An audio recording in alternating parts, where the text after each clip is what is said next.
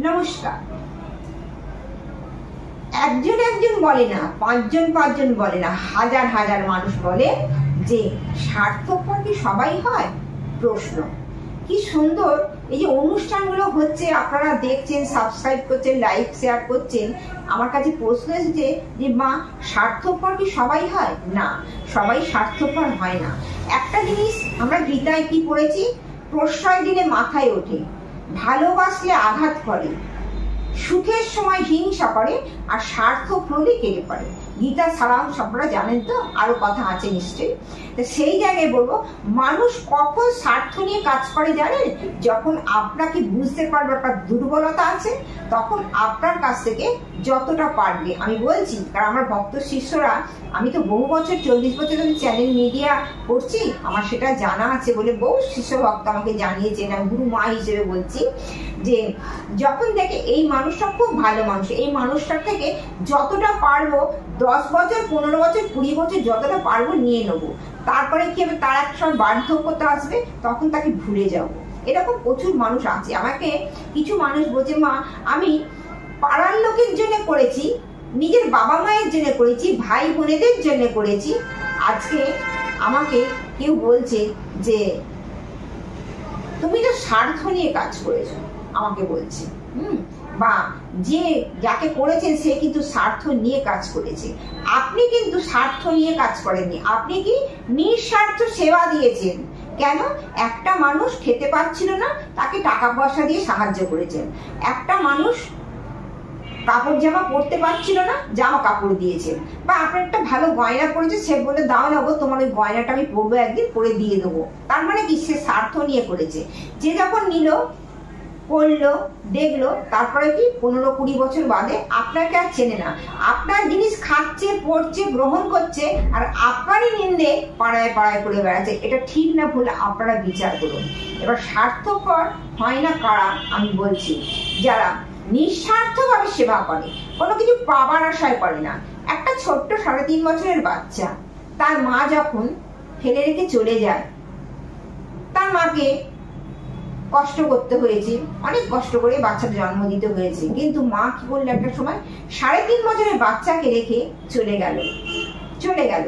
কিন্তু নিষ্পাপ শিশু, তার তো কোনো স্বার্থ নেই, তার মাই হচ্ছে অবলম্বন।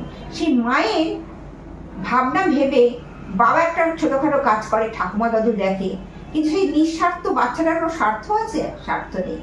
কিন্তু এই নিঃস্বার্থ বাচ্চাটাকে দেখার জন্যে পাড়া প্রতিবাসী বা ফ্ল্যাটের লোক ঝাঁপিয়ে পড়েছে এই 3.5 বছরের বাচ্চাটাকে মানুষ করতে হবে। তাহলে দেখুন, বলে এক ফুলে ঠাকুরের পুজো হয়, আবার 14 রকম ফুলে সাজিতে ঠাকুরের পুজো হয়।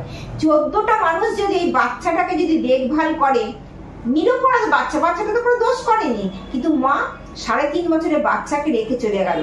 সেই মানুষ যখন, অনেক মানুষ তাকে সেবা দিচ্ছে, বাচ্চাটা কি খাবে, কি পড়বে, কি স্কুল যাবে, কি মাস্টার দিদিমণি রাখবে, সেটা কি মানুষ স্বার্থ নিয়ে করছে? কখনোই নয়।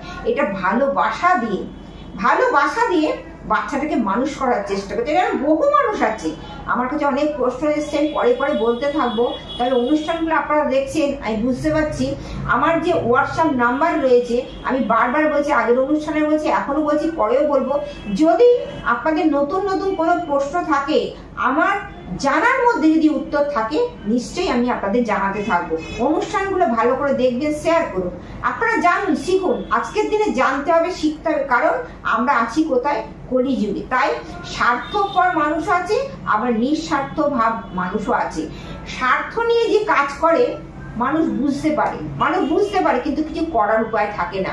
স্বার্থ নিয়ে কাজ করে, ধার দেনা হয়তো হয়ে গেছে, তার একটা মানুষের থেকে টাকা নিয়ে ধার করে তার ঋণ শোধ করলো, একে ভুলে গেল, পাড়ায় পাড়ায় বদনাম করলো। আর ওই যে বললাম, একটা ছোট বাচ্চা শিশু বলুন, বৃদ্ধ বাবা মা বলুন, কোনো ছেলে মেয়েরা বাবা মাকে স্বার্থ নিয়ে দেখে না। হ্যাঁ, অনেক সময় সম্পত্তির লোভে অনেক সময় ছেলে মেয়েদের মধ্যে অশান্তি হয়ে যায়, তখন স্বার্থটা থাকে। কিন্তু অনেক সময়, বেশিরভাগ ক্ষেত্রে বাবা মায়েকে বা ছেলে মেয়েদের যখন মানুষ করে বিনা স্বার্থে, একটা মা চেষ্টা করে তার ছেলেকে ভালো করে মানুষ করতে হবে, তার মেয়েকে ভালো করে মানুষ করে কেরিয়ার তৈরি করে দিয়ে তাকে তার ঠিক মতো জায়গায় তার শ্বশুর বাড়িতে পৌঁছে দিতে হয়, বা চাকরির স্তরে, ব্যবসার স্তরে বাবা মায়েরা কিন্তু পৌঁছে দেয়। কিন্তু বাবা মায়েরা কখনো স্বার্থ নিয়ে কাজ করে না। তাই বলবো, স্বার্থ নিয়ে এইটুকু বললাম। আরো বিশেষ জানতে হলে আমার সঙ্গে দেখা করুন। 38/C ডক্টর পিটি দাসের ইস্টান মন্দিরে জাগ্রত দেবতার মন্দির আছে, যেখানে সব 33 কোটি দেবতার পুজো হয়। মা সন্তোষী, সিদ্ধেশ্বরী, গোপাল, আদ্দামা সব দেবতার। আরো অনুষ্ঠানে আরো কথা নতুন নতুন বলতে থাকবো, আপনারা শুনতে থাকবেন। আজকের মতো আসি, নমস্কার, জয় মাতারা।